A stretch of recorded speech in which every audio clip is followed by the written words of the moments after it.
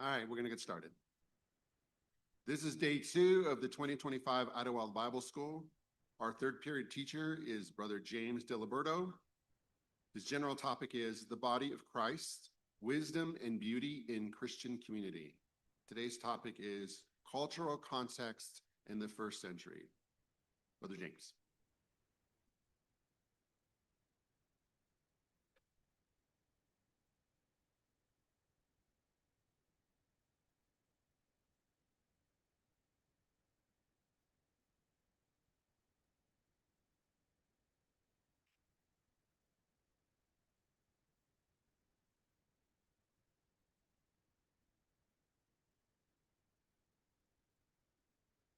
Good morning, everyone. Welcome to Graveyard Session number 2. I hope that you're still awake. Yesterday, we considered the idea of community groups, people that are interested, united around a thing.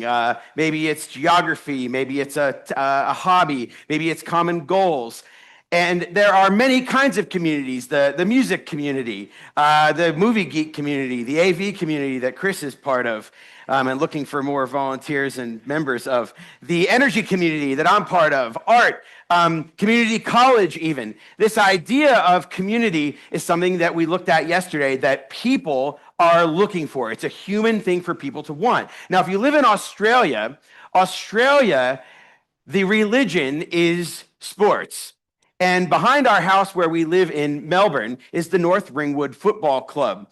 And religiously, every Saturday during the season, the entire, what sometimes we can hear it from our backyard, what sometimes feels like the entire Ringwood town shows up with their children, with food, with enthusiasm, cheering each other on, having these competitions. And you can hear it and you can see the community coming together around something. And for those who follow the Australian Open in 2025, the chair of the Australian Open said that particularly for Australia, sport unites community. Now, that is ambitious. I don't know about unity, but it certainly brings people together, that's for sure. And what we looked at yesterday is God's intention for this to be the way humans interact. And if you don't find it in God, people generally try to find it in something else. But as we looked at yesterday, and as we'll see in the first half of today, we will see that if it's not built on the foundation of something lasting and deep, it ends up becoming very surface and very transient in its members.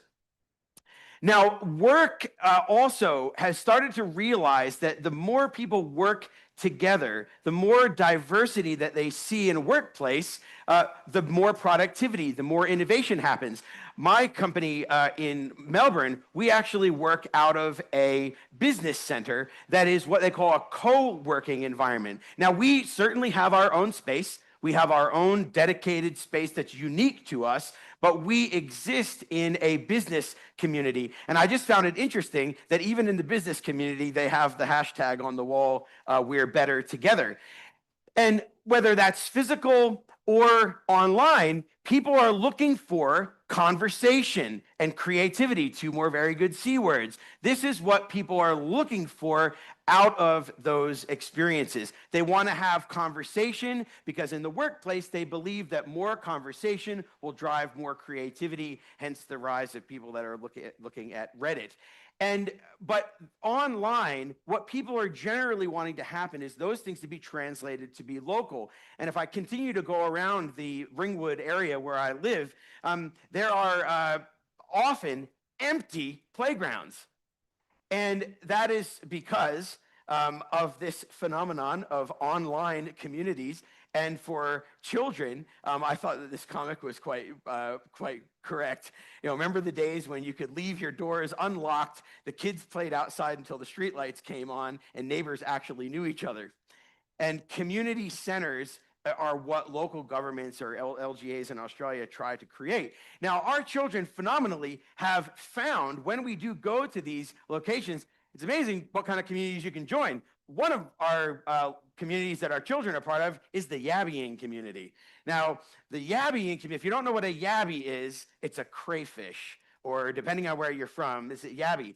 And I find it amazing that even for children, when they get involved in something that they have a common interest in, and as Brother Dennis Gillette said yesterday, those things which have a common interest tend to take on a common identity. Now, what was amazing about this, and what I'm sure is happening for some of you here that we heard in the break, Rafi is just on the left side there, standing on that rock. And we got to the end of this entire day of the children having this yabby thing where they literally Australians, they take a piece of rope and they tie a piece of meat on it and they drop it in and then pull up yabbies. That's what they do. And at the end of this yabbying, he said, "Oh, Dad, come over and see what my friend caught." So we came over. He said, "Oh, that's a big yabby. Well done." And I said to Rafi, I said, "Raf, what's his name?" He goes, "I don't know." Didn't matter.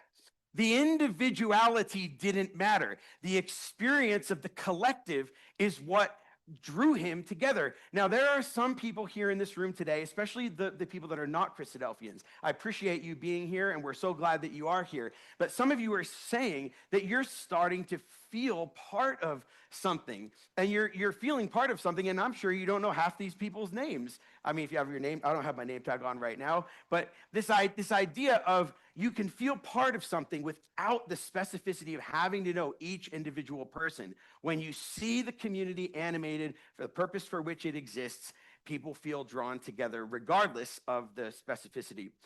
So in any of those communities, what are the features, what are the requirements for you to have the feeling of community? What are some? I'll give you a starting one. First one, if you don't have safety and security, it's hard to really feel like you're part of a community. Safety and security. It's something that we have here at Bible school, and unfortunately, we all know if you've been to an event or something where we are in, Christadelphians, in these kind of environments, we are in a very high trust environment. Wouldn't you agree? Extremely high trust. I don't even know who my kids are with right now. I'm in an extremely high trust environment. And it's so easy to break that if you feel unsafe, or you don't feel secure, or you feel threatened, you can immediately feel disconnected from the community. That's one example. I'll give you one more hint, and then I'll go to you. You need to have harmony and unity, right? If there's people pulling apart, pulling in different directions, discord, unharmonious behavior, you kind of feel like this doesn't feel like an ecclesia anymore, or any, remember, ecclesia is just a generic word. What else do you need? I told you it's third period, so come on. Go ahead. Involvement. I'll repeat it for the recording. Yep. Involvement. What else? Guidance. Yep. What else? Yeah, you need common guidelines. Yep, appreciate that. Guidelines, guide rails, right? Touchstones. What else? Interests. Yep, common interests. How about one more? Sorry? Structure. Great. So let's see if some of these. So you need shared values. If you have different values, it's very difficult to feel that connectedness, that fellowship. If you feel like you have different values, you need to have trust and goodwill, right? That kind of relates to the one immediately above it. You need trust. You need goodwill. You need to believe in the people that are there and why they're there. Yes, somebody said you need common goals. You need to have a reason to exist. And you need lots of different jobs, lots of different service, diversity of service. And when any of those things are broken, do not be surprised if people end up moving from community A to community B. Because what people want is they want those things. And if they don't feel safe or secure, they're not clear on what the values are, they don't know what the goal is, they lose trust and goodwill, there's uniformity of service, there's lack of harmony, or you just don't feel safe or secure, people say, I'm out of here. And some of the situations that I mentioned yesterday in class, are because maybe we as a community need to make sure that we have the elements that are sustainable to have the things that God wants us to be. And if any of those things come under threat, people might move. Now, that said, sometimes, hopefully this helps, sometimes you don't realize that you actually have the very thing that you're looking for. This author in State of Wonder said, never be so focused on what you are looking for that you overlook the thing that you actually find. And I feel like it could be the grass is always greener on the other side. Maybe we'll find this. And all of a sudden you go to another community B and you go, wow, they don't have safety and security. It's not as clear. The very thing that you wanted, you go, well, we were an imperfect community, as we said yesterday, but like maybe it was actually pretty good. Like maybe it was actually okay. And I think that in the sum of all the parts, what ends up happening is that in the greater community, what you might be better off doing is actually moving to a sub-community. Now I'll put ecclesias in here in the next slide, but just think about it. In the greater group of people that are associated, there are lots of small communities that make up a larger thing. We had it in the ecclesial guide yesterday, right? There is the great capital E ecclesia that Christ is developing, the great congregation in which he will be glorified and magnified when he presents it as a glorious church, a glorious ecclesia that we don't quite have yet, but it's made up of lots of small parts. But those subcommunities have to have a set of greater common values. There's got to be something that means that we are related. I tried to put it, I don't know if you could see it on the screen, something that connects the fabric of all of those subcommunities together, even though they each have their own individual expressions. Let me put another diagram up, show it this way. I think my clicker has died here. There we go, or I got to push harder. So how can we be an ecclesia in the capital E ecclesia? It kind of looks like this. We have so much that overlaps, but each individual ecclesia, while subscribing to the greater common values, does not mean that each sub-community cannot have its own individual expression. And if I just think about where you go, let me ask these questions to you. Where you attend, and for those of you who are not part of an ecclesia, we'd love for you to be part of one, but you might live in a city like I live where you have to choose one. You say, well, I mean, it's actually quite funny. When I first moved to Melbourne, I wasn't going to tell this story. I'm going to tell it. One brother at one ecclesia, Charlotte will remember this story. One brother, when we were kind of like, let's call it like ecclesial shopping, because you go to a new place and you're blessed to have many, so you visit, right? You want to get the breadth of the community. And one brother goes, all right, listen, I can guarantee you a parking spot, 10% of the donations, and he's just like, here's my number. It was awesome. I won't name the person for embarrassment, but that actually happened. Now, he was being facetious, but the percentage was too low. If it was 20%, maybe. Now, but the point is that we had to find in our city, we have a young family, as you all know, we love our children. We had to find an ecclesia that we believed had the common values, right? Couldn't just join anywhere. We had to be united in the thing that we believe in the greater community. So that was super important. But we had to find a place where, one, we felt we could contribute, and two, good C word, contribute. We'll come back to that in a sec. But contribute, and where we could also be built up. So something that you can give and something you can be built up. And that's how we ended up at Canterbury. And that was not an overnight process. We had to discernment and prayer. But we love living in a region where there are all this variety of ecclesias united by the greater common values and being a small e part. Now, some people end up in ecclesias for different reasons. So here's the most common one. Why do you go to that ecclesia? Because that is where I've always been. And I just wonder, for some people, for maybe your children, for your method of contribution, for where you at in your faith journey, it is okay to move.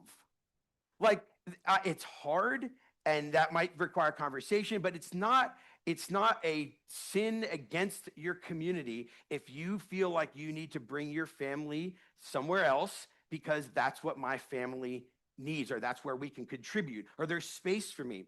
In the ecclesia that we were being bribed to join, in that ecclesia, they had lots of workers, lots of young people, a really vibrant youth group, and they had really great things going on. And it would be easy to just join there. But in our prayer and our discernment, joining Canterbury, there was work to do. There was contributions to be made. There was bridging to be done with some of the other sub-communities that they maybe weren't as close to. And we really discerned that that's where we should go. But it might be for any reasons. Maybe it's geographical imperative. I just spoke to someone who is in Las Vegas. They have 5 members there. They're one of the ecclesias that were on the screen yesterday. But that's geographical imperative. Vegas is Vegas. And I could think of all sorts of things to say right now that I won't say. I'll see you in September when I go there for the energy conference. But maybe it's through physical necessity, geographic imperative. Maybe it's because you have specific personal needs. Some ecclesias don't have ramps for people that are disabled. Our ecclesia, we have neurodivergent family and children. There are a lot of families, right, Charlotte, that have neurodivergent children. That we needed that. That was a big factor. Common responsibilities. There's something where it's like, I am involved in that, I'm involved in that. Maybe you're a CBMA kind of person. Maybe that would draw you to go somewhere. Or maybe you work at the school. That might draw you somewhere, right? Maybe you got a personal invitation. I know there's some of those here today. Kevin, wink, wink. But maybe you got invited somewhere. And maybe through the outreach that happened in that area, maybe marketing, or maybe it's just family tradition. All of the, I'm not going to say names, always dangerous. The Smiths. Are any Smiths here? All right. So maybe like Smiths always go there. That's all the family of the Smiths go there.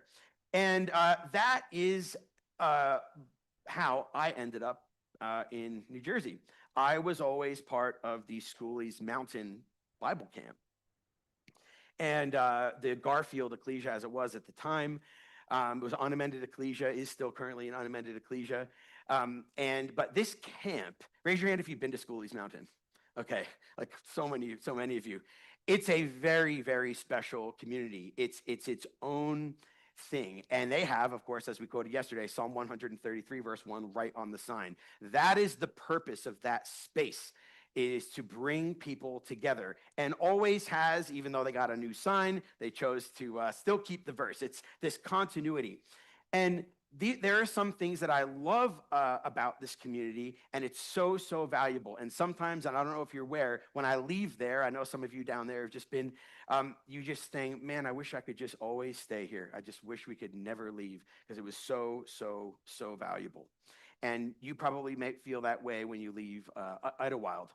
And you might just return and have your wedding there. So Levi, Jeleno, that's the Jeleno tribe there in the ball field there. But this has been going on for generations. So in this particular community, it knows what its objective is.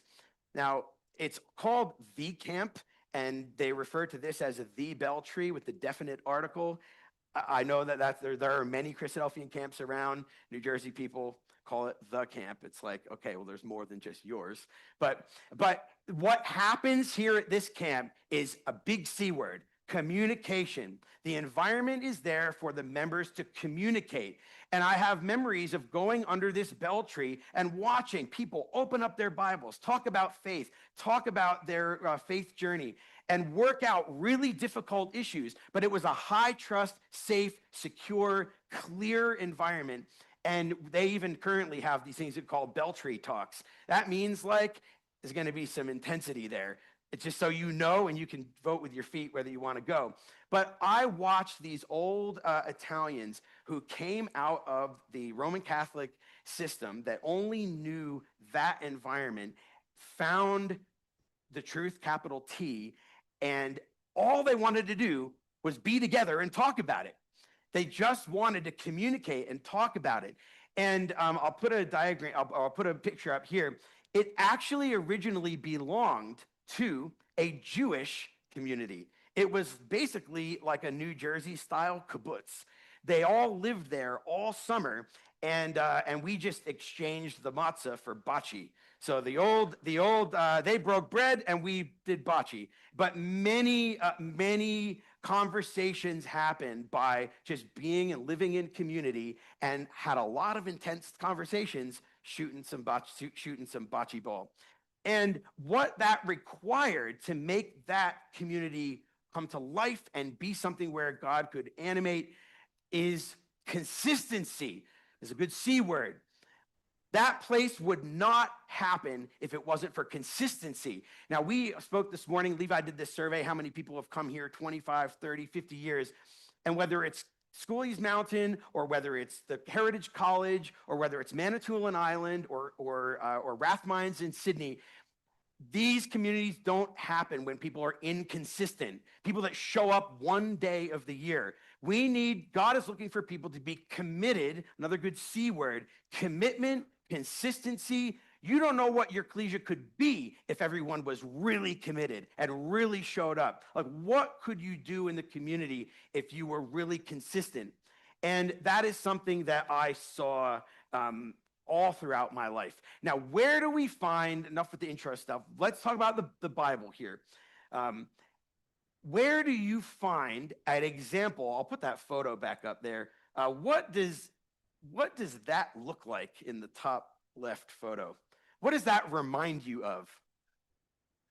So, yeah, like the wilderness encampment. We have some great things we can learn about the ecclesia, about all the things that I just said, from the greatest first community project that God gave to his people to unite them together, which was the tabernacle. Now, don't forget, they were an ecclesia. When Stephen is giving his speech, he explains about the one who was in the congregation or the church. The word is ecclesia. ESV just simply says congregation. It was the church, the congregation, the ecclesia in the wilderness. And he looked at it like that. So when you think about it, whether it was the wilderness encampment or any other thing, this first model, there is a lot that we can learn from that. And I think we're going to see a parallel to it in the New Testament. So first this Old Testament one, and then we'll look at the New Testament. Just check on, so what time does this go to? I can't remember. 12:15. Okay. All right. We'll have to go pretty fast then.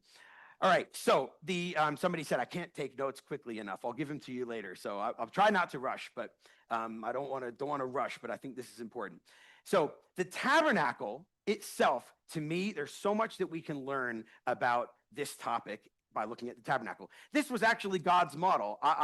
When I studied the tabernacle, which was one of my favorite topics to study, I made one. The best way to learn about the tabernacle is to build it. It's actually to build one. Take the time to build it. But it's not just the tabernacle. It's how they were united. Israel was given a central, common values, common truth, common service, common reference. But all around, they surrounded the thing that was in the center. They were all different tribes, different tribes, different cultures. And we'll see that in a sec. But it's not so much even about that.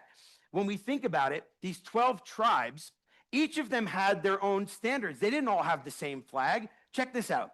Judah, typically represented by a lion, Reuben by a man, Ephraim by an ox, Dan by an eagle. Of course, these are the faces of the cherubim.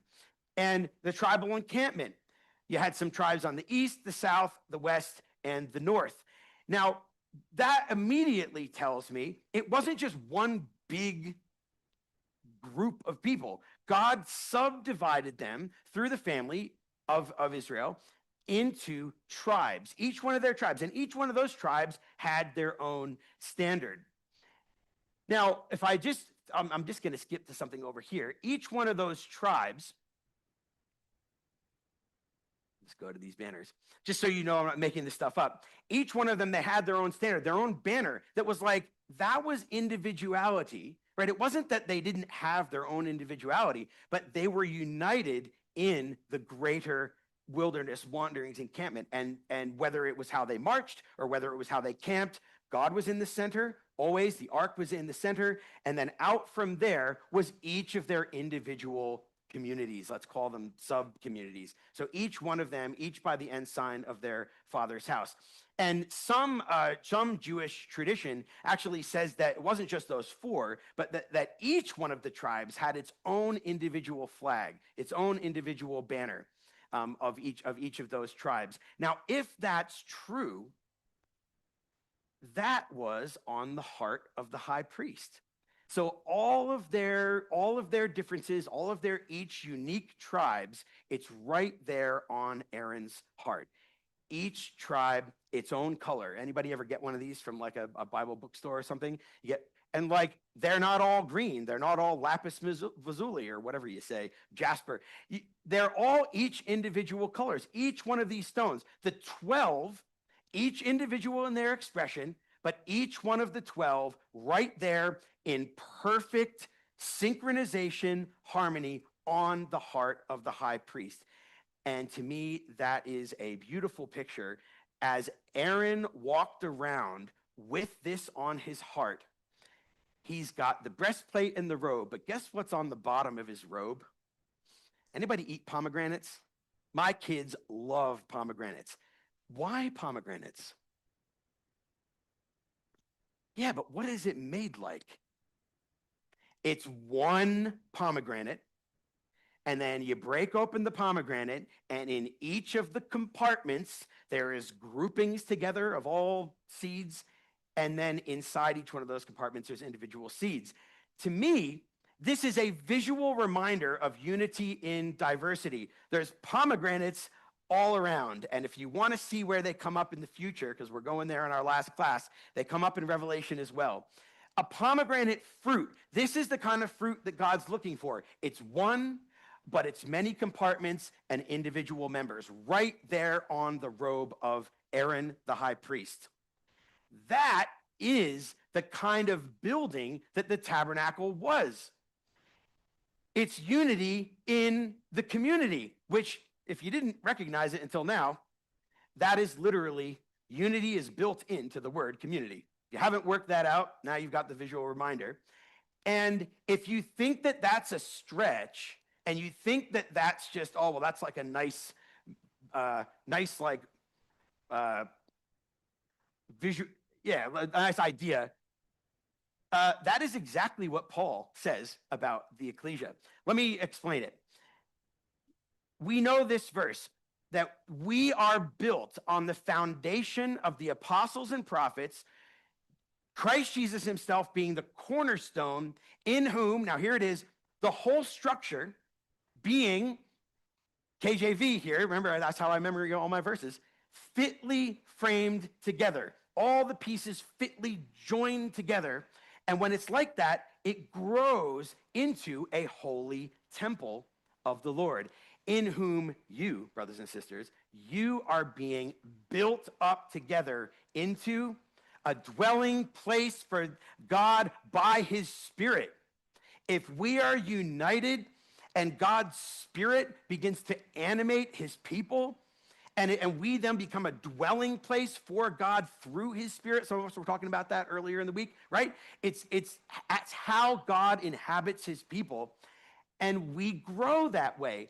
So if we want to grow, we need to, one, understand that we are one whole structure, but each of the parts fitly framed together. And when we do that, God is pleased for his Spirit to dwell in us, particularly through his Son. If anyone has not the Spirit of Christ, he does not belong to him. So that must dwell in us, and that is a manifestation.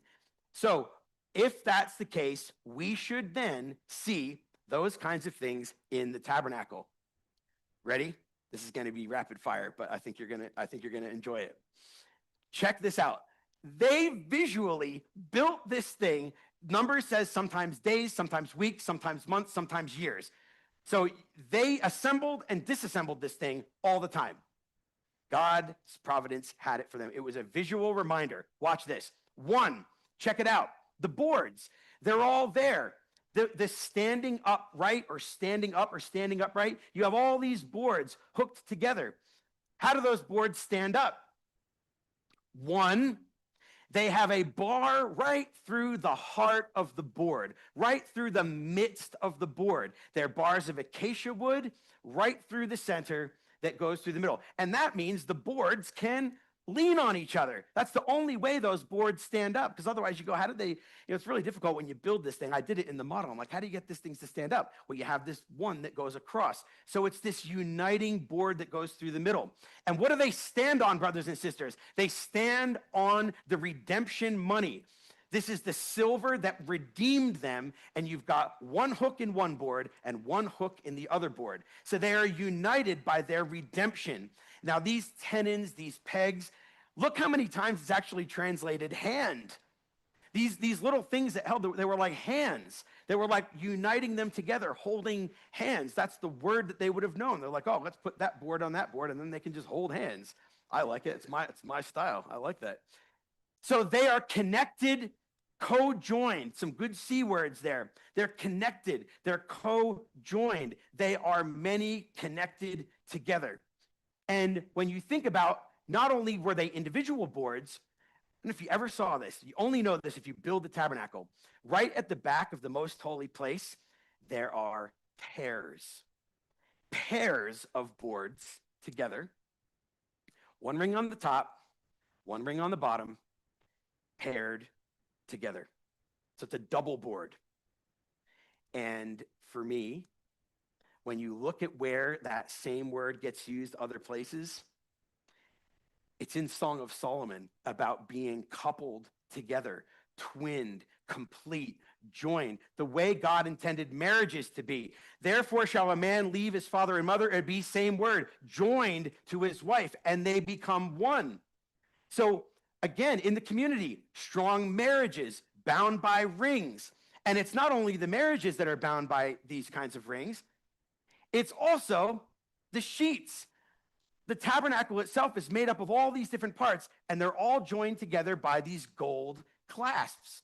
So the inner covering, which is like the tabernacle, then you actually have the tent over the tabernacle, which is made of linen, again, joined by these gold sheets. And these are all speaking of fellowship. I mean, if there's a time, this is the fellowship of the ring. And this is the real one. Forget Tolkien, even though he was a spiritual man like C.S. Lewis. This is the fellowship of the ring. And why do I say fellowship? Because that word is actually, it means to have fellowship with. And it's translated that way in Psalm 94. And you know what it says about those rings? And I want you to look at your neighbor right now. Look at your neighbor.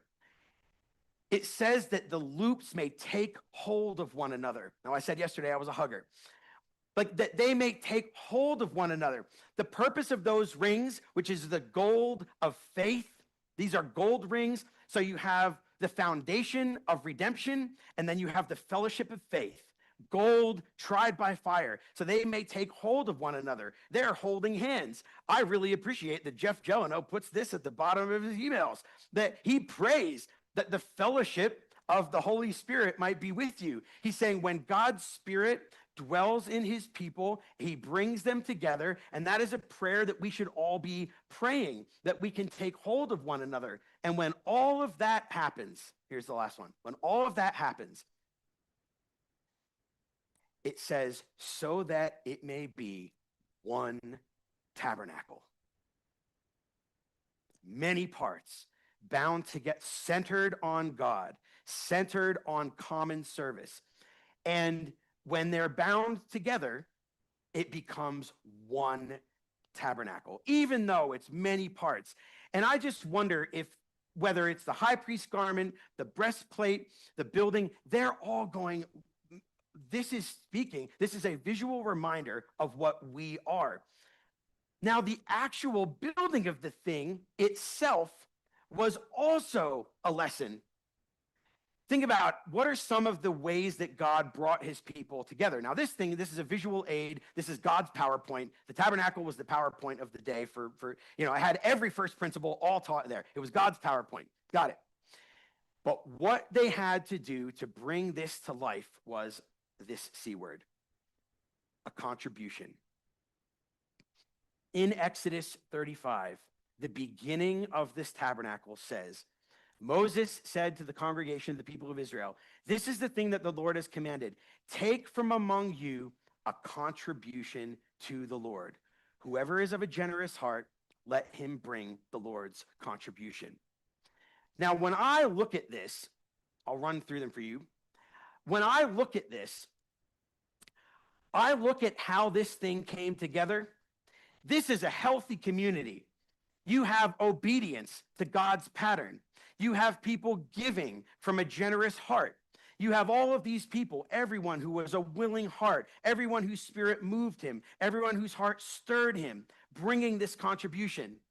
You have an inclusiveness that comes. Everyone has something to offer. You see women, you see men, you see everybody that has anything to contribute. You see them bringing it together. You have particular people that have skill, right? Aholiab and Bezalel and Aholiab. They have specific skills. They're raised up for a purpose. But just skipping down to the bottom, those same people, they weren't heroes. It says that they had the ability to teach. So look at the very bottom, mentoring, teaching. They were teaching the congregation how to do this. People are filled with gratitude and joy. And when that happens, it wasn't like they got most ecclesials when they ask for members. It's like, can we please have some more volunteers? That's not how this happened. At the end of that section in verse 7 of chapter 36, it says the people were restrained from bringing, for the material they had was sufficient to do all the work and more.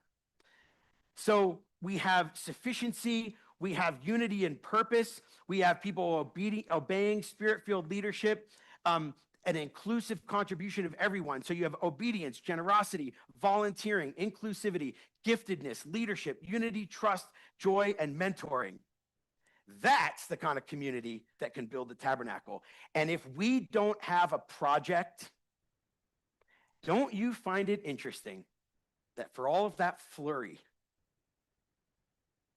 up from Exodus 25 to Exodus 31 is them preparing. And all that time when Moses was waiting to actually give them a project to do, guess what?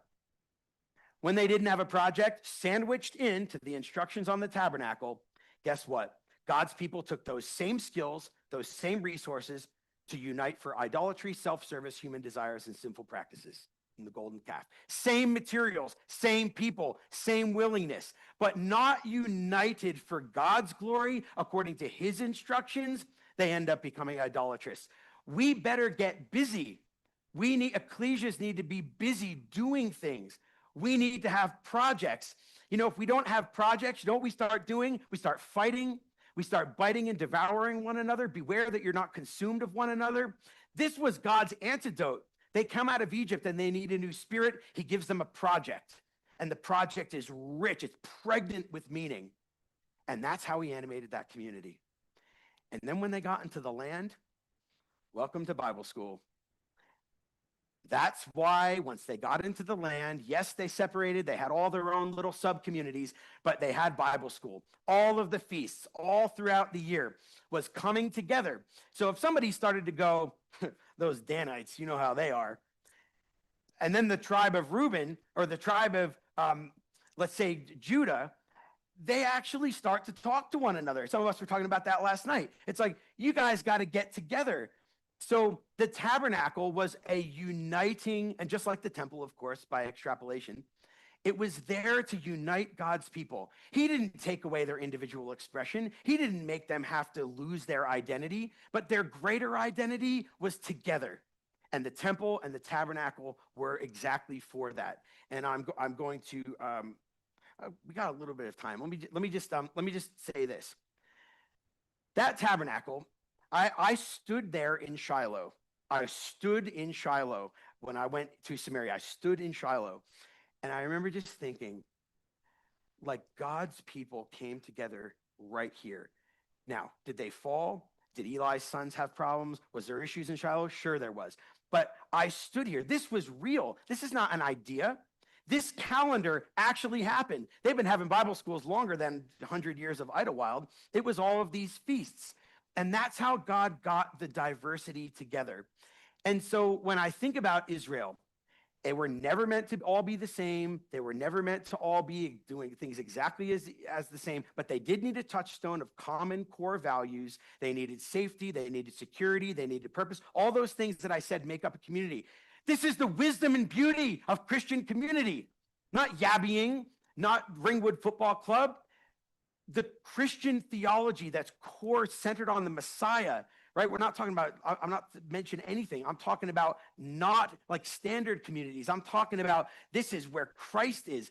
This is the kind of community that God needs us to be. And so when we go to the New Testament, is it any wonder? You just think about it. Is it any wonder then? It's not the 12 tribes in the New Testament. Now you've got the 12 disciples. And yes, they had their problems. Yes, they had their conflicts, but there's unity in diversity among the 12 disciples. And guess what? Jesus didn't just accept diversity. He chose it. He particularly chose it. Remember, he reminded them, you did not choose me, but I chose you out of the world. I chose you. Now, who did he choose? We talked about a tapestry in the tabernacle. How about this for a tapestry? You got fishermen, of course, Peter, James, John, and Andrew. You've got a tax collector, collaborators with Rome. There's Matthew, Levi. You've got a zealot who's a revolutionary in Simon. You've got the skeptics and the seekers in Thomas and Philip. You've got the quiet ones who basically never say anything. You're like, come on, can't you do something? They're there. They're an important part of the body. You know, James the less, I get it. He's the little guy. James the small, he's like my kind of guy. Thaddeus, Judas, the son of James. You have the Puritan, right? It's the one in whom there was no guile. Bartholomew, you know those people, you're like, can you just do something wrong? You know, this is like Nathaniel. He's just without guile. You know people that are like that. Of course, then you have someone who's intended to be there. You got the betrayer. And then you also have the childhood friends. How about that for a tapestry? Guess what? That's the tabernacle. Through all of them joining hands, joined with the gold of faith and the redemption money, they were made into one tabernacle, one group of people who are there to serve God. And don't tell me there wasn't interpersonal conflicts. Don't tell me that when they were building the tabernacle, there weren't people that thought my gold's better than yours. I actually carve things better than you. I'm sure that all happened. But when the spirit is right and centered on Christ, these interpersonal conflicts can go away. And so where they end up in Acts and where we're going to start tomorrow, with all of these differences, the same way that Israel was united, guess what? The first century ecclesia, they came together in the book of Acts, together in one accord, all together, holding hands, united as one. And we're going to look at some lessons over the next day of all of their diversity. How did they hold it together with all of their different tapestry backgrounds? Well, the answer is going to be the same stuff that held the tabernacle together. Thank you.